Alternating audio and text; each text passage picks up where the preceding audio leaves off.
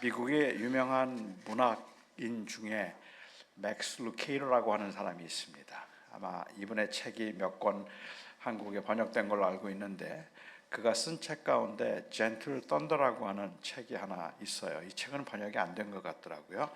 근데 그 책에서 소개된 글입니다. 어떤 사람이 여행하는 중에 성경책을 들고 있는 사람을 보았습니다. 교회 다니던 그는 성경책을 들고 있으니까 저 사람도 기독교인이구나 하는 생각이 들어서 아주 반가운 마음이었어요. 찾아가서 이야기를 걸었죠. 혹시 교회 다니세요? 하고 물었습니다. 그러자 그가 교회 다닌다고 반갑게 대답을 했습니다. 하지만 요즘은 하도 이상한 교회도 많고, 그리고 사실 입장이 서로 다르면 안 믿는 사람보다 믿는 사람이 더 불편하잖아요. 그래서 교회를 다닌다고 했지만 조금 더 알아보고 싶다는 생각이 들었습니다. 그래서 그에게 그냥 조심스럽게 물었습니다. 혹시 동정녀 탄생을 믿으세요? 그럼요. 저는 동정녀 탄생을 믿습니다. 예수님께서 십자가의 죽으심도 믿으시나요? 저의 죄를 위해서 죽으셨는데요. 예수님의 신성은요? 예수님은 하나님의 아들이십니다. 이 사람은 진짜 중생한 그리스도인이구나 하는 생각이 들었습니다. 너무 반가웠어요. 하지만 조금 더 알아보고 싶다는 생각이 들어서 인간에 대해서는 어떻게 생각하세요? 물었습니다. 인간은 은혜가 아니면 죽을 수밖에 없는 죄인이겠지요.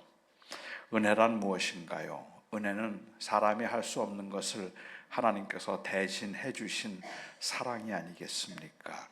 혹시 재림을 믿으세요? 곧 임박했다고 믿습니다. 성경은 영감된 하나님의 말씀이라고 믿습니다. 교회란 무엇입니까? 교회는 그리스도께서 머리가 되신 그리스도의 몸입니다. 이렇게 복음적인 기독교인을 만나기 쉽지 않아요. 그냥 단순히 중생한 교인일 뿐만 아니라 이 사람은 진짜 복음적인 그러한 교인이구나 하는 생각이 들어서 너무너무 반가웠습니다. 혹시 다니는 교회가 자유주의 교회인가요? 보수적인 교회인가요? 제가 다니는 교회는 보수적인 교회입니다. 교단은 어떻게 되죠? 저희가 다니는 교회는 Southern Congregationalist, Holy Son of God, Dispensationalist, Trian Convention에 속해 있습니다. 남침내 교단, 하나님의 이 거룩하신 아들 세대주의적 입장을 취하고, 그리고 삼위일체를 수호하는 총회교 소속입니다. 가슴이 뛰기 시작했어요. 이렇게 똑같은 교단에 속한 사람을 여행 중에 만난다는 건 정말로 드문 일이니까 너무 가슴이 뛰었습니다. 혹시 계열은 어떻게 되죠? 저는 환란 후 전천연설을 믿으며 비오순절파로 흠정역 성경을 읽고 있는 주잉글리 성찬설을 지지하는 계열입니다. 둘이 손을 붙잡고 막 뛰기 시작합니다. 완전히 나예요. 똑같은 형제를 만난 겁니다. 너무너무 좋아서 서로 반가워하고 어쩔 줄 몰라요. 정말 몇십 년 만에 이 형제를 만난 것처럼 그냥 반갑기 이를 데 없어요. 한 가지만 이제 확인하면 됩니다. 혹시 교회 강대상이 유리로 된 건가요? 아니면 나무로 된 건가요? 좋습니다. 교회 강대상은 이 나무로 만든 것이어야지 유리로 만든 건 너무 현대적이라서, 그래서 조금 세상과 타협했다는 느낌 때문에 자기는 별로 좋아하지 않았기 때문이죠. 교회 강단이 유리로 만든 건가요? 나무로 만든 건가요? 그러자 대답하기를 우리 교회 강단은 유리로 만들었는데요. 갑자기 싸늘해집니다. 갑자기 분위기가 좀 싸늘해지고 왠지 이 사람도 좀 가벼운 사람이구나 하는 생각이 들어서 함께 했다가는 조금 더 이야기를 많이 말을 섞으면 불편하겠다 하는 생각이 들어서 더 이상 말을 하지 않기로 했습니다. 아홉이 다르고 하나가 같으면 그 같은 것에서 동질감을 느끼기보다도 오히려 하나가 달라도 그 다른 것에서 사람들은 이질감을 느끼게 됩니다. 더 강하게 느끼죠. 그래서 더욱 심각한 문제는 그것이 본질적인 것이 아니라 할지라도 지극히 사소한 비본질적인 것에서 차이를 보여도 그것을 굉장히 불편하게 여긴다는 것입니다. 이 말을 바꿔서 이야기하면 서로 비슷하다 같다고 말하는 하나됨이라고 하는 개념은 어떤 의미에서는 엄밀히 이기적인 울타리 혹은 자신의 정체성을 위한 안전지대를 의미한다는 말일 뿐입니다. 그렇기 때문에 역설적이고 모순적이게도 하나됨을 아주 강하게 강조하는, 하나됨이 얼마나 중요한가를 강조하는 집단일수록 배타적입니다.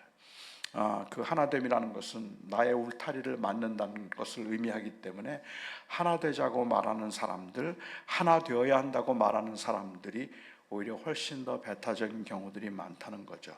사람들은 생각과 또 이 취미, 교육 배경, 심지어는 고향 아니면 학교 이런 것들이 같아야, 그래야 하나가 될 수 있다고 생각합니다. 왜냐하면 하나가 된다는 말은 자신의 삶의 그 울타리 안에 다른 사람을 넣어준다는 의미이기 때문에 그렇죠. 수준과 조건이 맞지 않으면 하나가 될 수 없습니다. 우리 민족에게 있어서 하나가 되지 못한다는 것은 굉장히 심각한 문제라고 사람들은 말합니다. 하지만 저는 정말로 하나가 되지 못하는 것이 문제인지 아니면 하나됨에 대한 인식이 잘못된 것이 문제인지 한번 좀 생각해 보고 싶다는 마음이 들었어요. 옛날 아주 오래전에 조선일보의 논설위원이었던 이규태 씨가 그 조선일보의 사설로 넣었던 그 글들을 모아서 엮은 책이 한국인의 의식구조라고 하는 책이 있습니다. 그 한국인의 의식구조라고 하는 그 책에서 한국인들은 그 개개인은 굉장히 똑똑하고 유능한데 모아놓으면 무능하고 무력해진다는 말에 대해서 논평을 했어요. 그렇게 논평을 하면서 그는 말하기를, 그렇다고 한국 사람들이 집단의식이나 혹은 하나됨에 관해서 무관심하거나 아니면은 모두가 다 이기적이라서 그런 것은 아니라고 그는 주장을 했습니다. 한국 사람들처럼 모이기를 좋아하고 그리고 연합하기를 좋아하는 사람들 사실 드물죠. 같은 마을은 그만두고라도 출생도만 같아도 그래도 고향 사람이라고 생각하고 지연, 학연 등에 집착하는 것을 보면 확실히 집단의식이 강하고 그리고 또한 그 연합됨을 중요하게 생각하는 것은 분명합니다. 모르는 사람들을 만나면 서로 공통된 부분을 찾기 위해서 노력을 많이 하는데 그 공통된 부분을 찾기까지는 대화가 거의 인터뷰 수준인 경우들도 있습니다. 저도 목회를 할 때 이민교회에서 목회를 하면서 새로운 가족들이 오면 그 새 가족들과 같이 처음 만나서 대화를 하는데 이 대화는 거의 인터뷰하는 것 같은 그런 경우들이 많았고 좀 답답함이 느껴졌던 때가 있었습니다. 고향은 어디신가요? 지금 어디 사시는지요? 미국 오신 지는 얼마나 되시는지, 혹시 자녀는 몇 명이나 되는지, 한국에서는 어디에 사셨는지, 이런 질문들을 하고 이런저런 것을 탐색하다가 50여 년 전에 서울 신대방동 모자원고개 근처에 살았고 성남중학교를 나왔다는 이야기를 들으면 갑자기 친해지기 시작하죠. 너무너무 반가워지고 할 말이 너무너무 많아지는 거예요. 이건 단순히 그냥 대화의 소재를 찾기 위해서 하는 것일 수도 있겠지만 어쩌면은 그 대화를 이어가기 위해서는 뭔가 공통된 부분이 있어야 된다고 하는, 그래서 우리가 그 공통된 부분을 찾으려고 하는 그러한 노력 때문이 아닐까라는 생각도 하게 됩니다. 그런 것들이 있어야 소속감이 형성될 것이라고 생각하기 때문에 그런 거죠. 어쩌면 바로 그 공통된 것으로 하나가 되려는 그 집단 의식 때문이라고 말할 수도 있을 것 같아요. 제가 목회를 하는 동안에 노시성을 가진 분이 교회에 새로 나오면 제가 유난히 더 반가워했다는 것과, 그리고 가운데 머리가 빠진 분이 교회를 나오시면 그러면 제가 신방을 한 번 더 갔다는 걸 우리 교인들은 몰랐을 겁니다. 저는 뭔가 나하고 비슷한 사람이 있으면 더 유난히 친해지고 싶고 더 가까워지고 싶은 마음이 생기기 때문에 그래요. 우리는 사실은 굉장히 정에 약한 민족입니다. 우리는 함께하기를 좋아하는 사람들이고 연합하기를 좋아하는 사람들이고 나누기를 좋아하는 사람들입니다. 혼자 있기보다는 함께 있는 것을 더 선호하는 민족이라고 말할 수도 있을 것 같아요. 그런데도 한국인은 개개인은 유능하고 똑똑한데 모아놓으면 무능해진다는 이 말을 부인하기가 쉽지 않습니다. 왜냐하면 제가 생각할 때는 역설적이긴 하지만 이 하나라는 집단 의식이 하나됨에 그 지장, 방해가 되고 걸림돌이 되기 때문이라고 생각을 합니다. 영어에서 제일 중요하고 그리고 제일 많이 나오는 인칭 대명사는 뭘까요? 아시는 것처럼 I입니다. I만 이 소문자를 쓰지 않고 대문자를 쓰도록 되어 있죠. 그렇다면 한국 사람들이 제일 좋아하고 제일 많이 사용하는 인칭 대명사는 뭘까요? 우리입니다. 우리를 많이 씁니다. 내 아내 보고도 우리 아내라고 말하고 외아들인데도 우리 아버지, 우리 엄마라고 이야기를 합니다. 다른 교회 교인들과 이야기를 나누고 있으면서도 끝까지 우리 목사님이라고 고집을 해요. 그렇게 우리 목사님 고집하면 그건 당신 목사님이고 내 목사님은 따로 있는데, 그런데도 대화를 나누면서 우리 목사님, 우리 교회라고 이야기를 하죠. 우리 나라, 우리 집, 우리 교회, 우리 동네. 아무 때나 우리가 편하게 사용할 수 있는 인칭 대명사가 바로 우리입니다. 한국에 오래 살았던 어느 선교사는 한국인들에게는 이 나라고 하는 개인에 대한 정체성에 자신이 없기 때문에 항상 그냥 묶어서 우리라고 말을 한다고 그렇게 이야기를 했는데, 글쎄요, 뭐 그럴 수도 있겠지만 제가 생각하기에는 그 개인의 정체성이 없어서라기보다는 오히려 우리가 가지고 있는 그 정 때문에 이야기를 하는 사람과 일체감을 느끼기 위한 일종의 문학적 방법이라고 저는 생각을 합니다.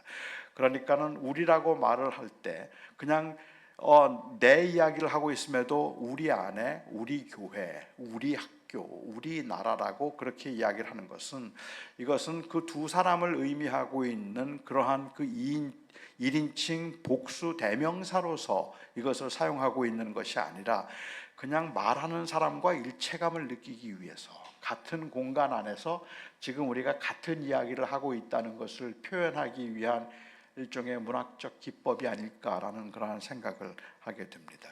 사실 제 경우도 저의 설교를 꽤 오랫동안 들었던 어느 분이 저에게 그런 질문을 하신 적이 있어요.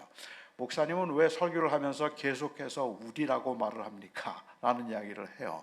그러니까 저는 매일 교회를 나오는 사람이고 그리고 교인들은 교회를 잘 나오지 않아서 여러분 교회 좀 열심히 나오세요 이렇게 말하면 될 텐데, 그런데 저는 설교를 하면서 여러분 교회 나오세요라고 말하지 않고 우리는 교회에 열심히 나와야 됩니다라고 그렇게 항상 우리를 말을 한다는 거예요. 우리 열심히 기도해야 합니다.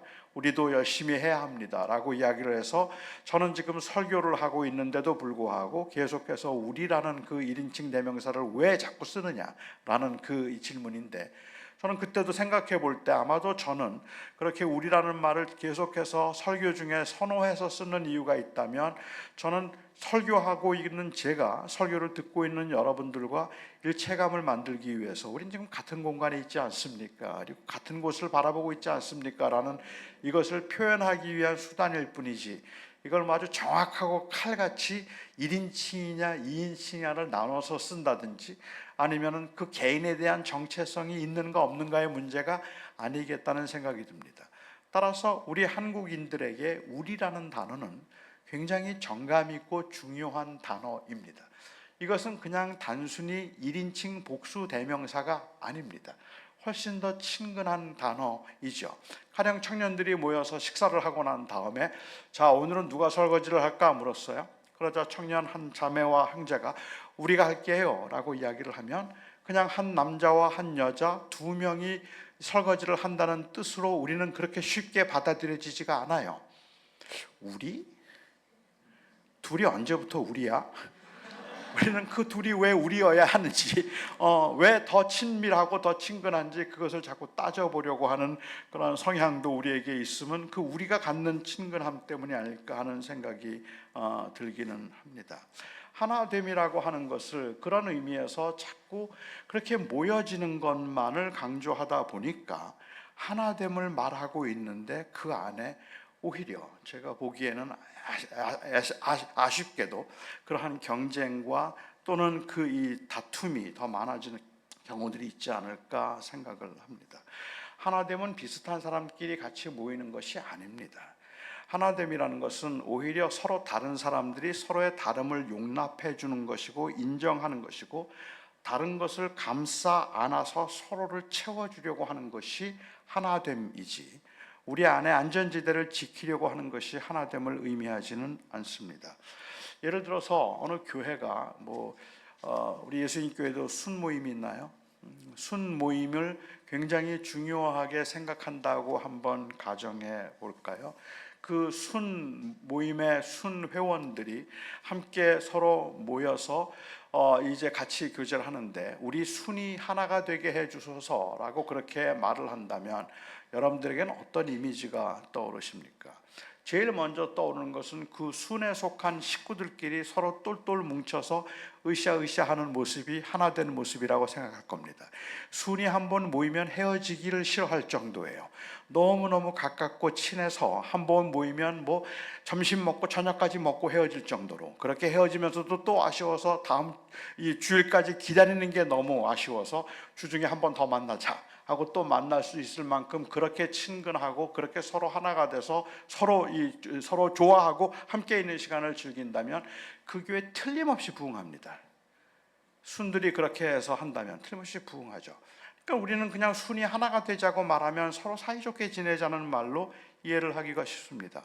그런데 그렇기 때문에 우리 순 식구가 다음 주 교회 친교 시간에 다른 순의 식구들하고 밥을 먹는 걸 보면 이게 도저히 받아들여지지가 않아요. 우리 순인데 왜 저기 가서 먹고 있지? 우리 교회 교인인데 왜 다른 교인들하고 점심 식사를 하지? 그래서 점심 식사를 다른 교회 교인들과 같이 식사를 하다가 자기 교회 교인을 만나면 마치 죄짓다 걸린 것처럼 막 굉장히 불안해지기 시작하고 교회 안에는 소문이 쫙 돌기 시작하죠.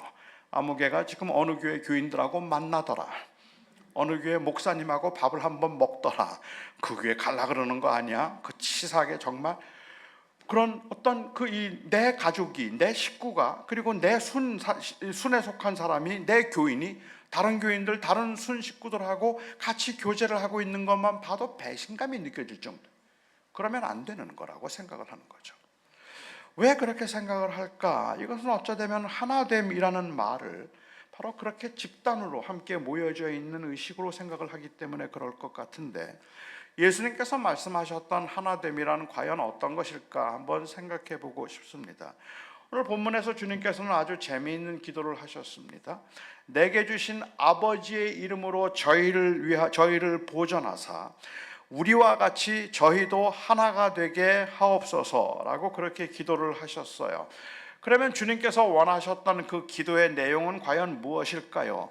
성부와 성자와 성령 하나님이 하나가 되신 것 같이 저들도 하나가 되게 하여 주시옵소서. 여기서 말하고 있는 성부와 성자와 성령 삼위의 하나님이 하나가 되신 것 같이라는 말이 단순히 존재적 일체감을 의미한다고 우리가 그렇게 보아도 괜찮겠는가 하는 것이 제가 여러분들에게 오늘 묻고 싶은 질문입니다. 저희가 잘 아는 것처럼 인간의 그 이성적 한계 안에서 특별히 공간의 제한을 받고 있는 인간으로서는 성삼위 하나님이 어떻게 한 분이시며 동시에 세 분인가 하는 것을 이해하는 것은 불가해하고 가능하지 않은 일입니다. 그 이유는 서로 모순 듯한 명제들, 세 가지의 다른 명제들이 각각 성경 다른 곳에서 다르게 증언하고 있기 때문에 그렇습니다. 하나님은 한 분이시다. 그런데 그 하나님 안에 삼위의 위격이 있어서 그 세 위격이 있는데 각 위격은 온전하신 하나님이시다. 따라서 하나님은 한 분이신데 하나님은 세 분이시다. 이 말이 우리로서는 존재적으로 이해가 되지는 않습니다. 그렇죠? 이건 천국에 가도 이해 못합니다. 천국 가면 삼위일체 안다고 생각하시는데 아니요. 인간의 그 한계 안에서는 그 삼위의 하나님이 어떻게 존재하시는지를 이해하는 것은 이것은 불가해하다고 생각하고 그 불가해함이 우리로 하여금 하나님을 예배하게 하는 이유가 될 거라고 저는 이 확신을 합니다. 그러니까 불가해한 속성이라서 우리가 하나가 된 것 같이라고 말한다면 이 말이 무엇을 의미하는지 정확하게 설명할 수 있는 사람은 없겠지만, 그렇지만 주님께서 말씀하시는 것이 친근감을 의미하는, 성삼위 하나님은 떼려야 뗄 수 없는 그러한 관계에 있기 때문에 아주 끈끈한 크레이지 바운드로 붙여놓은 것처럼 그렇게 아주 철저한 아주 밀접한 관계에 있는 분이라는 것을 의미한다는 것에는 거의 많은 분들이 동의를 하시리라고 그렇게 생각을 합니다. 하지만 오늘 본문 말씀을 정말로 그렇게 이해하는 데는 저는 문제가 좀 있다고 생각을 해요.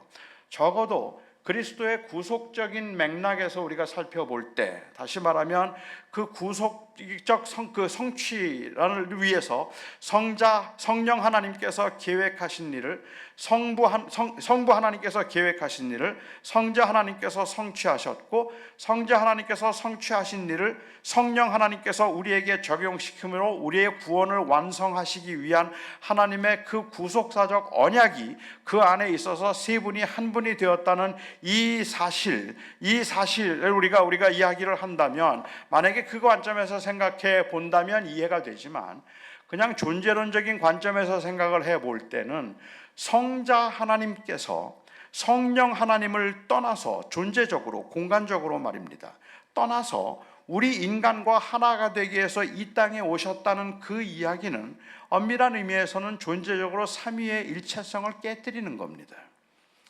삼위 하나님께서 하나가 되시는 데 있어서 그걸 공간적으로만 이해한다면 성자 하나님께서 오지 마셨어야 합니다. 아시죠? 그냥 하늘에 계시면 되는 겁니다. 성부, 성자, 성령 하나님께서 우리 똘똘 뭉쳐서 하나 되자, 절대 어디도 가지 말고 우리끼리 그냥 사이좋게 지내자라고 말씀하시면 그게 하나됨이겠죠. 그런데 주님께서는 오히려 이 땅에 인간의 몸을 입고 오셨어요. 하늘을 떠나셨고 이곳에 오셨고, 그리고 죄인들의 모습을 입고 오셔서 죄인들과 하나가 되셨습니다. 여기에 하나되가 되셨다는 말은 결국은 우리가 하나 된 것 같이 라고 주님께서 말씀하실 때 이 말씀의 의도는 존재적 일체감을 의미하고 있는 것이 아니라 인간들을 구원하기 위한 그 계획과 그 일을 이루는 그 일에 우리가 하나가 된 것 같이, 그 하나님의 구원 계획을 이루기 위해서 성자 예수님께서는 이 땅에 오셔야 했고 십자가의 죽음을 당하셔야 했고, 그리고 떠나신 후에 성령 하나님께서 또 우리 가운데 오셔야 되는 이 놀라운 일들이 가능해졌다는 말입니다. 왜요? 이것은 우리를 찾아오셔서 우리에게 하나 되자고 말하기 위해서였다는 말입니다. 이 죽을 수밖에 없는 죄인들을 찾아오셔서 우리 하나 되자라고 말씀하기 위해서 오히려 존재적으로는 세 분은 흩어져야 됐지만, 그러나 그렇게 함으로 인간들을 구원하겠다는 그 일에 하나가 되셨다는 의미죠. 그러니까 우리가 하나 된 것 같이 라는 말의 의미는 이 끈끈함을 이야기하고 있는 것이 아니라 그 사명에 있어서, 아니면 그 구속 계획에 있어서 우리가 같은 마음이었다는 것, 그것과 같이 그들도 하나가 되게 하소서라는 그 의미라고 보는 것이 저는 마땅하다고 생각합니다. 만약에 예수님의 12제자가 주님께서 말씀하셨던 하나됨을 사이좋게 지내라는 말로 이해를 했다면, 그래서 제자들이 우리와 같이 서로 사이좋고 싸우지 말고 그냥 언제나 같은 마음으로 같이 사이좋게 지내게 해주세요라고 그렇게 이해를 했다면, 그들이 하나가 되는 최선의 방법이 있다면 그것은 예루살렘에 큰 집 하나 사놓고 11명이 같이 사는 겁니다. 어떻습니까?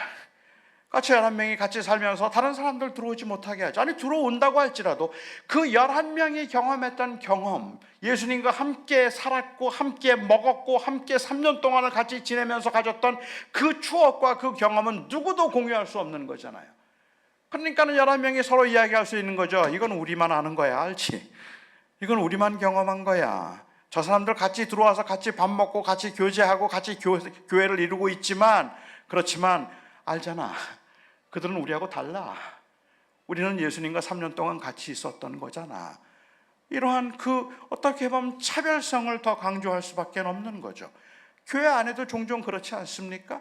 서로 하나가 된다고 이야기를 하지만 그래도 창립 멤버는 달라야죠. 그래도 창립 멤버인데 그래도 좀 달라야죠. 우리는 경험한 게 있잖아, 지난 몇 년 동안. 저분들은 참 좋기는 하고 같이 와서 감사하기는 하지만, 그렇지만 우리가 경험한 걸 경험 못했는데, 우리는 지난 5년 동안 못 볼 거 안 볼 거 다 보고 우리가 여기까지 왔는데, 앞으로 10년 후에 10주년 기념할 때 되면 아마 우리 서로 물어야 되겠죠. 5주년 때 거기 있었어? 거기에 있었던 사람과 없었던 사람은 경험이 달라요. 추억이 다른 걸요. 그래서 그렇게 하나가 된다면 이 11명의 제자들이 똘똘 뭉쳐서 주님의 말씀처럼 그냥 서로 같이 위해주고 사랑하고 그렇게 같이 지내기를 주님께서 기대하시고 원하셨을까? 아니죠. 오히려 그들은, 제가 이해하기에는 사도행전 6장에서 주님께서 교회를 흩으셔서 교회로 하여금 온 유대와 그리고 사마리아와 땅끝까지 이르러 내 증인이 되도록 흩으신 이후에 저는 그 11명의 사도들이, 가룟 유다를 빼더라도 11명의 사도들이 한 번도 리유니언도 못했다고 저는 생각합니다. 한 사람은 그냥 이 아프리카에서, 한 사람은 인디아에서, 한 사람은 아시아에서 그리스도의 복음을 전하다가 순교의 길을 가기도 하고 고난의 길을 가기도 했습니다. 그럼에도 불구하고 우리는 그들을 하나라고 부를 수 있을까? 우리가 그들을 하나였다고 부를 수 있는 것은 존재적으로 그들이 사이좋게 같이 모였기 때문에 그런 것이 아니라 그들이 가지고 있었던 그 주님께서 그들을 부르신 그 사명에 그들은 일체감을 느끼고 있었다는 것, 그것이죠.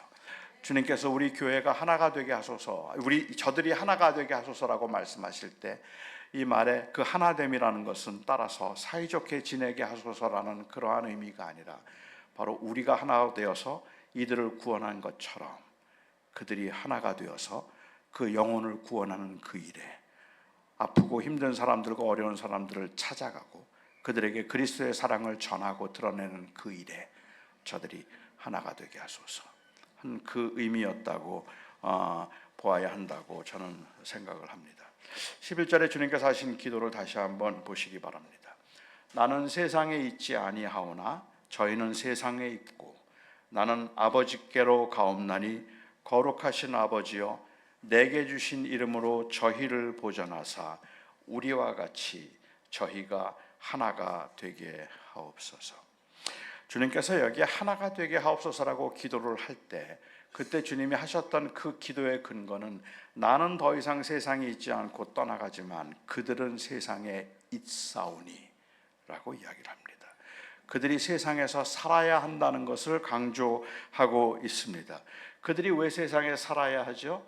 그들이 세상에 살아야 하는 그 이유는 바로 하나님께서 그들에게 주신 그 복음적 사명, 그 그리스도의 사랑을 증거하고 실천해야 되는 그 사명이 그들에게 남아있기 때문이고 그 사명을 감당할 수 있도록 성령 하나님께서 그들을 보존하시고 도와주실 것이기 때문에 그렇다는 말입니다. 만일 그냥 단순히 하나 되어서 은혜 가운데 거하는 것이 그들의 주님께서 원하셨던 궁극적인 목적이라면 제가 생각하기에는 아무리 생각해도 주님께서 천국에 올라갔을 때 그 11명을 남겨두지 마시고 다 데려가셨으면 좋았을 뻔했어요. 그것만큼 완전하게 하나가 되는 길은 없기 때문에 그렇죠. 근데 주님은 그들에게 남겨두셨습니다. 왜요? 그들에게는 사명이 있으니까. 그 사명은 그 땅에서 남아서 사이좋게 지내는 것이 아니라 사이좋게 지내야죠. 그런데 사이좋게 지내면 궁극적 목적이 아니에요. 그들이 하나됨의 궁극적인 목적이 아니었단 말입니다. 복음을 전하기 위해서, 영혼을 구원하는 이 일을 감당하기 위해서 그들이 하나가 되게 하소서라고 주님께서 기도하셨던 것입니다. 그러니까 하나 되면 목적이 아니라 그 목적을 이루는 수단이 되는 겁니다. 하나가 되기 위해서 세상으로부터 격리하는 것이 아니라 세상으로 나가기 위해서 하나가 되는 겁니다. 하나가 되기 위해서 세상을 떠나라고 말씀하시는 것이 아니라, 떠나라고 말씀하신다면 천국에 가는 게 제일 좋잖아요. 그런데 떠나라고 말씀하시는 것이 아니라 하나가 되는 이유는 세상으로 나가기 위해서입니다. 하나가 되는 이유는, 모여야 하는 이유는 흩어지기 위해서입니다. 다른 사람을 찾아가기 위해서 하나가 되는 것이지 우리끼리 그냥 사이좋게 지내자고 말하면 그건 일종의 집단적 이기주의밖에는 되지 않기 때문에 그렇습니다.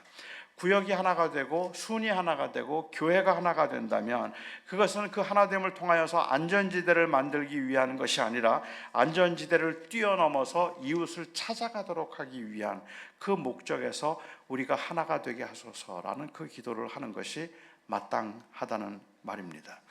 어쩌면 오늘날 우리 교회는, 제가 생각하기에 우리 교회는 어쩌면 이 공동체적 하나됨의 공동체적 사명에 위기를 느끼고 있지 않을까라는 생각을 하게 됩니다.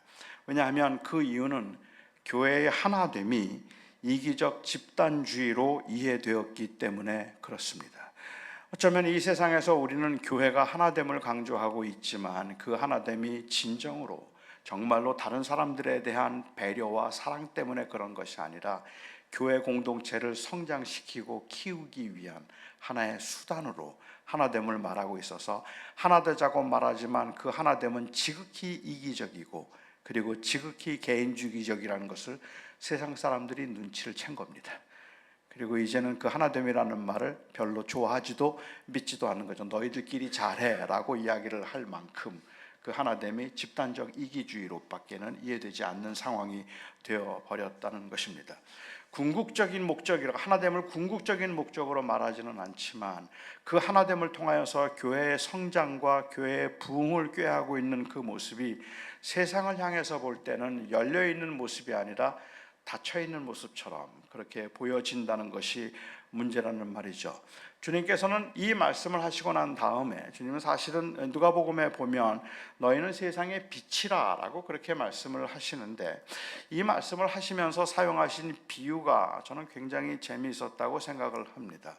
주님께서 비유로 말씀하시기를 너희는 세상의 빛이라 라고 말씀하신 다음에 사람이 그 불을 켜서 등경 위에 두나니 다시 말하면 침상 밑에나 아니면 그릇 아래 두지 아니하고 등경 위에 두나니 이는 모든 세상에 비추도록 하기 위함이라고 이렇게 이야기를 했어요. 마태복음은 조금 더 설명해서 너희의 그 선한 행위를 통하여서 이 빛이 비추도록 하라고 마태는 조금 더 구체적으로 설명을 하고 있습니다만은 주님께서 말씀하신 이 비유는 결국은 사람이 불을 킨 다음에 그 불을 침상 밑에 두는 사람이 있겠느냐는 거예요. 있을까요? 불을 켜서 그 불을 킨 다음에 그것을 그릇으로 덮는 사람이 있을까요? 그 불을 켜서 그릇으로 덮어둘 만한 다른 어떤 가능성이 있을까 하는 것을 생각해 볼 때 뭐 침대 밑에 있는 거 뭘 찾으려고 그럴 수도 있겠고 이거는 제가 볼 때는 주님이 말씀하신 비유의 핵심을 놓치고 있는 거죠. 주님께서 말씀하셨던 그럴 사람이 있겠느냐고 말씀하시는 이유는 이거는 불가능하다는 이야기를 하시는 거예요. That's nonsense. 안 된다는 이야기예요. 우리가 불을 켜는 우선적인 이유는 무엇인가 하면 바로 비추도록 하기 위한 거죠. 사람들로 하여금 보도록 만들기 위해서 그 불을 켜는 것인데 누가 도대체 그 불을 켜서 그것을 그릇으로 덮어두겠느냐는 말이에요. 있을 수 없는 일이잖아요. 그런데 주님께서 있을 수 없다고 말씀하신 이 비유가 오늘날 교회 안에서는 마치 예언처럼 되어버렸다는 것이 문제가 아니냐는 말입니다. 제가 LA에서 목회를 할 때요, LA 코리아타운 안에서 목회를 했어요. 코리아타운이라고 말하면 그냥 반경 한 4km 안 될 거예요. 반경 4km, 3km 정도 될까요? 그렇게 크지 않아요. 그런데 그 코리아타운 안에 제가 처음 갔을 때 한인교회가 314개였어요. 314개의 교회가 그 반경 4km 안에 있습니다. 저는 그 LA에 가서 한 달쯤 후에 설교를 하면서 그런 이야기를 교인들에게 한번 한 적이 있어서 선포하듯이 제가 했던 설교가 여러분들은 이 314개의 빛이 이 LA 땅에 있음으로 인하여서 LA 땅이 더 환해진다고 생각하십니까? 혹시 지금 코리아타운에 있는 한인 교회들이 공동묘지 같지 않으십니까? 얘기했어요. 공동묘지 같아요. 세상은 캄캄하고 어두운데요. 그런데 거기에 교회들이 있어요. 그리고 그 교회 안은 세상 너무 밝아요. 서로 너무 친하고 너무 가깝고 그리고 너무 하나가 돼서 이민사회에서 힘들게 살아가면서 서로 위로가 되고 있는 세상 더 좋은 거죠. 그래서 그 그릇으로 다 덮어놓아서 그 안은 너무 환한 그릇이 314개예요. 그런데 소문이 돌아서 어떤 그 교회가 사실은 더 밝다, 거기가 더 좋다는 소문이 나고 목사님의 설교가 좋다거나 아니면 점심 메뉴가 좋다거나 그렇지 않으면 거기에는 교육이 잘 돼 있다거나 뭐 그런 소문이 나기 시작하면 그러면 사람들이 슬금슬금 그 그릇 안으로 들어가요. 이 그릇에서 나와서 저 그릇으로 다 들어가죠. 너무 많은 사람들이 오기 때문에 그릇이 더 이상 포화 상태에서 더 수용할 수 없다고 생각하면 그때 그릇을 벗깁니다. 그리고 더 큰 그릇으로 덮습니다. 그러니까 큰 그릇, 작은 그릇, 중간 그릇으로 한 300개쯤 덮여 있다면 이게 공동묘지 같지 않으세요? 주님께서 등불을 켜서 등경 위에 두고 그릇 아래 두는 사람이 없나니 라고 말씀하신 건, 교회의 본질적인 사명은 교회 안이 밝은 것이 아니라 교회가 있음으로 인하여서 주변이 밝아지는 것입니다. 그것이 바로 교회가 존재하고 있는 이유이고 교회에게 주신 사명입니다. 우리 보고 하나가 되라고 주님께서 말씀하시는 것은 사이좋게 지내는 말이 아니라 사이좋게 지냄으로 나아가서 사람들에게 하나 되자고 말하라고 말하는 것이죠. 오히려 소외된 사람들, 무시당한 사람들, 복음의 은혜가 필요한 사람들, 그리고 이 땅에서 진정으로 삶의 의미를 찾아야 되는 사람들을 찾아가서 따뜻한 사랑으로, 그리고 또한 그리스도의 복음으로 손을 내밀어서 하나 되자고 말하는 것, 그게 바로 하나 되게 해달라는 주님의 기도의 의도였다고 생각합니다. 그런 의미에서 우리가 해야 되는 일이, 우리가 이 시대에 저는 공동체적인 우리 공동체성의 위기감을 느끼고 있다고 생각하는데, 사실 제가 목회를 할 때도 그랬어요. 저는 목회를 마치고 은퇴를 하고 나니까 조금 더 눈에 잘 들어오는 것 같기는 한데, 목회를 하면서 저는 제 교회만 생각했습니다. 제가 목회하고 있는 교회가 커야 하고 그 교회가 부흥해야 된다고 생각했기 때문에 그렇죠. 그러니까 20년 이상을 목회를 하면서 어리석게도 저의 목회에 있어서의 경쟁 상대는 사탄이나 마귀가 아니었습니다. 제 경쟁 상대는 이웃에 있는 더 큰 교회 목사였습니다. 어떻게든지 저 목사를 내가 이겨야 된다, 저 교회보다 더 커져야 된다 하는 그러한 생각을 하고, 그게 마치 성공이고 그게 마치 하나님의 나라를 세우는 것인 것처럼 그렇게 생각을 했습니다. 물론 그 이유는 그 저를 지키겠다는 보호의식이 본질적인 사명보다 더 컸고, 그리고 그게 더 현실적이었기 때문에 그랬던 것 같습니다. 하나님이 나를 부르신 소명은 결국은 이 교회를 통하여서 이 세상에 그리스도의 복음으로 인한 건강하고 거룩한 빛을 비추는 것인데, 왠지 그것은 너무 부담스럽고 너무 막연한 일인 것 같아서 그냥 내 주변을 사이좋게 만들고 편안하게 만들면 그게 좋은 목회일 거라고 저는 생각을 했던 거죠.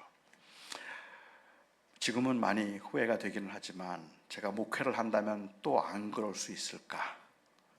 저는 또 그럴 것 같아요. 왜냐하면 제 속에 있는 죄의 성 때문에 그렇습니다. 사실 저는요, 제가 목회 안 하면 저는 제가 굉장히, 목회만 안 하면 저는 제가 성자가 될 줄로 알았어요. 내가 이렇게 성질이 이상해지는 건 다 목회해서 그런 거다, 나는 그렇게 생각을 하고, 내가 목회만 안 하면 나는 굉장히 너그러워질 거고 욕심도 별로 없을 거라고 생각을 했는데, 그런데 지나고 나서 생각을 해보니까요, 지금도 마찬가지입니다. 제 마음속은요, 그냥 꾸정물통이에요. 저는 지금도 제 마음이 그냥 꾸정물통이에요. 온갖 가지 그 개인적이고 그리고 자기중심성이 얼마나 제 안에 강한지 몰라요. 그냥 평소에 이렇게 설교할 때 이럴 때는 괜찮아 보여요. 그런데 아무 문제도 없어 보이고 괜찮아 보이는데, 누가 한번 옆구리를 발길로 한번 꽉 차면, 그러면 제 안에 있는 찌끼들이 올라오기 시작해요.